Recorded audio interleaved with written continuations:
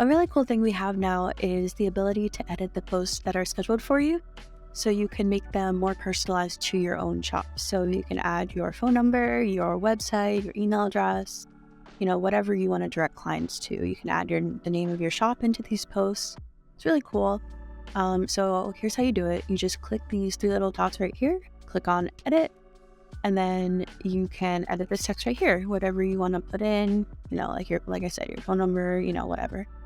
And then you can also change the photo. So you would click on this X right here, and then click this little paperclip to add an attachment, upload from local disk, and then choose the photo that you want to upload instead. And from there, you can just click save. You can even change the time that the post is going to go out.